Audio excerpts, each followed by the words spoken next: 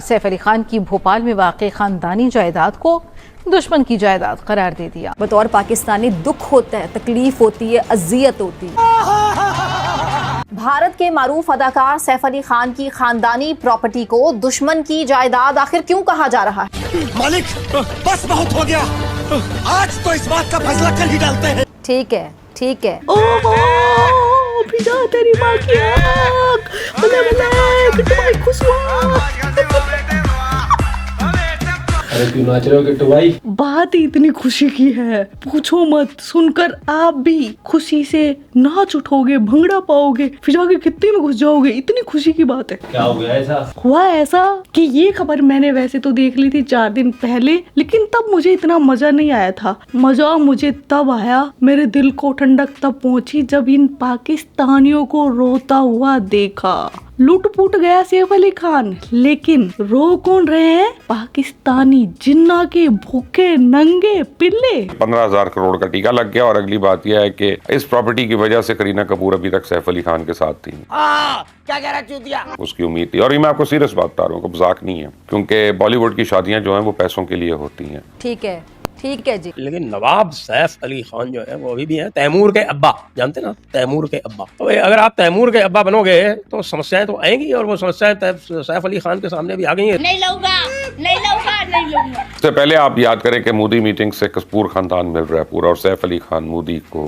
Polish कर रहे हैं, उसके जूते पॉलिश कर रहे हैं, पैर पॉलिश कर रहे हैं, चल झूठा, गोडे पॉलिश कर रहे हैं कि किसी तरह मोदी खुश हो। लेकिन मोदी ने वही किया जो उसने करना था। उसने मुस्लिम दुश्मनी में सैफ अली खान और उसके खानदान के साथ आगे की हद तक चला गया। तो अब ये प्रॉपर्टी जब्त हो गई। बेकार है भैया, मैं तो टूट गया। क्या सैफ मियाँ को तैमूर पैदा करने के लिए भगवान ने सजा दी है? मेरे हिसाब से तो दी है। हाँ भाई हाँ। कि भारत के मारूफ अदाकार की खानदानी प्रॉपर्टी को दुश्मन की जायदाद आखिर क्यों कहा जा रहा है? जिस वजह से पाक भारत जंग में शिकस्त खोर्दा भारतीय हुकूमत उनसे ये प्रॉपर्टी लेना चाहती है। इंसानी रोजगार खतरे की जद में है। कि दुनिया में भाई भाई को, ऐसे कई घर हैं कि भाई भाई को पानी नहीं पूछता। प्रॉपर्टी तो बहुत बड़ी बात है, भाई भाई को पानी नहीं पूछता, ऐसे कई घर हैं, कई घर हैं दुनिया में। लोगों की बातचीत बंद हो गई क्योंकि उनके इंटरेस्ट अलग है, उनके इंटरेस्ट अलग है। और ये तो कुछ भी नहीं, पाकिस्तान में माइक्रोसॉफ्ट का एक ही ऑफिस था। वैसे तो मुझे ये कुछ अजीब लग रहा है कि पाकिस्तान में भी माइक्रोसॉफ्ट का ऑफिस था।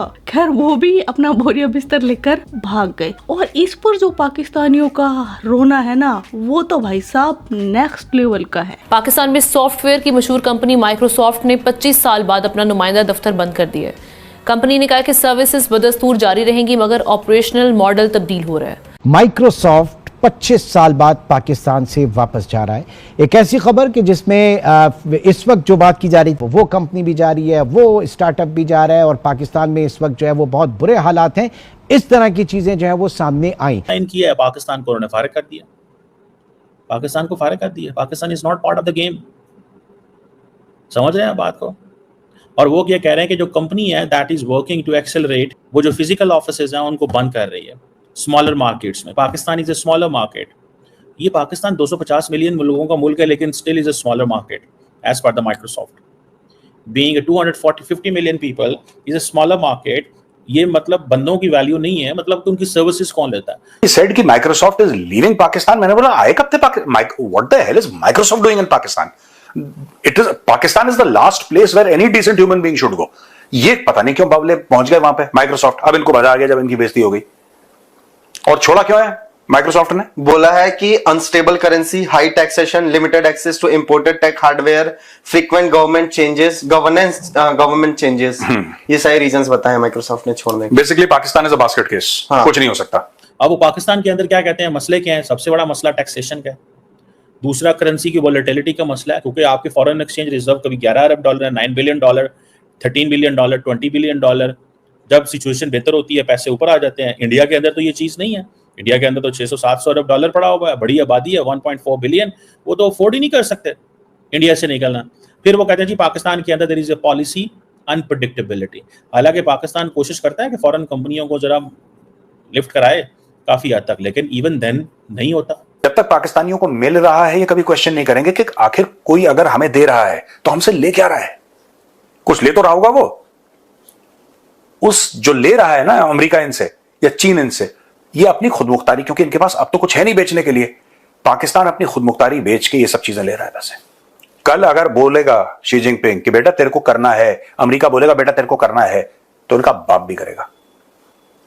इतने पैसे तुमने पकड़ लिए, तुम मना कैसे करोगे यार, इतने पैसे पकड़ लिए। ये चीज जो है ना, दैट मेक्स द केस, उससे पता ये चलता है कि पाकिस्तान के बारे में तो इनकी जो ग्लोबल टेक मार्केट्स हैं उनकी तो कोई अच्छी रेपुटेशन नहीं है हमारी। ठीक है जी, पाकिस्तान के अंदर रिजीम चेंज होते रहते हैं, भाई regime change is internal problem क्या, and what kind of a political government a country has, this may be an internal problem. लेकिन पाकिस्तान के बारे में ये जो है कि हम टेक फर्म्स की सर्विसेज ले ही नहीं सकते, हम इनको इंगेज ही नहीं कर सकते, ये बड़ा प्रॉब्लम नजर आ रहा है मुझे। और वो जो मोमेंटम है इन्वेस्टमेंट का, वो हमारा सारा, हम समझ रहे थे कि वो पाकिस्तान की जो पिछली हुकूमतें हैं वो कहती हैं जनाब कि देखो हमने अपने दौर में ये किया था, ये हमारे साबिक वज़ीर आज़म साहब हैं, सदर साहब हैं, इन्होंने अवार्ड भी बड़े दिए, वो आया ही नहीं बंदा यार जिसको इतने अवार्ड दिए हमने, अच्छा बंदा यार। हम समझ रहे थे कि वो जिसे कहते हैं ना वो अवार्ड लेके वापस आएगा, लेकिन उसको अवार्ड क्या दिए, उस बंदे ने कहा नहीं जी सॉरी। अब वो कह रहे हैं कि जी हम अपने कस्टमर्स को और तरीके से सर्व करेंगे, माइक्रोसॉफ्ट ऑफिस यहाँ नहीं होंगे, वो दुबई जाके बैठ जाएंगे, इंडिया बैठेंगे, हांगकांग, थाईलैंड बैठेंगे, हमें तो वो लिफ्ट ही नहीं कराते ये बड़ी टेक फर्म्स। क्या अब हमारी आबादी 500 मिलियन की होगी तब ये हमारे पास आएंगे? क्या हमारी आबादी 500 मिलियन की होगी तब ये हमारे पास आएंगे? कब आएंगे ये हमारे पास? या कि इसी तरह हम इनके बारे में ये बातें करते हैं। इंडिया के अंदर वो क्या कह रहे हैं, $3 बिलियन को एक्सपेंशन करना चाहते, आर्टिफिशियल इंटेलिजेंस, ये बड़ा। और वो जो सत्या नदेला साहब है वो कह रहे हैं कि जी हमें टैक्स एक्सपर्टीज चाहिए। ठीक है, आप देखें ना, इंडिया को ये भी प्रॉब्लम होगा माइक्रोसॉफ्ट को कि वो इंडिया से बंदे पाकिस्तान नहीं भेज सकते। ठीक है, और पाकिस्तान से जारी बात है इंडिया नहीं भेज सकते। अब ये जो वो 2 सालों में वहां पे इन्वेस्टमेंट करने जा रहे हैं, और अब देखिए ना कि कितनी बड़ी तादाद में इंडियंस उससे फायदा उठाएंगे। और वो ये कह रहे हैं कि कंपनी जो है वो दुनिया में तकरीबन $80 बिलियन की इन्वेस्टमेंट करने लगी है AI एनेबल्ड डाटा सेंटर्स में 2025 में। AI एनेबल्ड डाटा सेंटर्स में इंडिया उनके लिए ग्रोथ मार्केट है तमाम, for not just for Satya Nadella और for the Microsoft but for the all US tech giants के लिए, तमाम के लिए। और देखें उसके तकरीबन 20,000 एम्प्लॉयज हैं इंडियन शहरों के अंदर, 20,000 employees in Indian cities, 20,000 employees in Indian cities. आप इसी से अंदाजा लगा लें कि वहां पे इतना बड़े पैमाने पर टैलेंट बेस पड़ा हुआ है। और ये वहां पे वो खासतौर पे साउथ में, बेंगलुरु के अंदर, हैदराबाद के अंदर, वहां पे there is a flood of all these young people, girls, boys who are making a lot of जो बहुत ज्यादा काम कर रहे हैं। अब यहीं से आप अंदाजा लगा लें कि एक मुल्क के अंदर अगर इतनी बड़ी टेक फर्म आके बैठी हुई है, उसने 20,000 बंदों को नौकरी दी हुई है 10 शहरों के अंदर। सो 20,000 बंदा इज एवरेज अगर $1,000-2,000 कमा रहा है तो इज रनिंग एन कंपनी, पूरी फर्म वो अपने घर चला रहा है ना। 20,000 फैमिलीज हैं ये, तो वो एक बंदे को 20-20 हज़ार, और ये तो उसमें कहीं बहुत रिच होंगे, कहीं आगे से फिर उसकी 20,000 लोगों को ने आगे भी काम आउटसोर्स किया होगा, बहुत सारी चीजें होंगी, और बहुत सारी और इंटरनली वहां पे कंट्रीब्यूशन होगी। इंडिया उनके लिए सेकंड लार्जेस्ट डेवलपर कम्युनिटी है अमेरिका के बाद, और 2028 में ये सबसे बड़ी कम्युनिटी होगी, लार्जेस्ट, वो जिसे कहते हैं ना डेवलपर कम्युनिटी इंडिया के अंदर होगी बाय 2028। अमेरिका भी पीछे चला जाएगा। सो ये that's where the Indians are into the AI। हाँ तो भाई इन पाकिस्तानियों का तो यार ये रोना धोना चलता आया है और चलता रहेगा। आप ये बताओ कि किट्टू भाई कैसा लग रहा है? आज ही ताजा ताजा ब्यूटी पार्लर से अपने आप को नया नया करके आया हूँ। मेरे को हंसी आ रही और 50 रुपया कट ओवर एक्टिंग की वजह से। तो ये था आज का वीडियो। आपके क्या विचार है इस वीडियो के बारे में कमेंट सेक्शन में बता देना। आप अपना ख्याल रखना। जय हिंद, वंदे मातरम, भारत माता की जय। यो किट्टू भाई।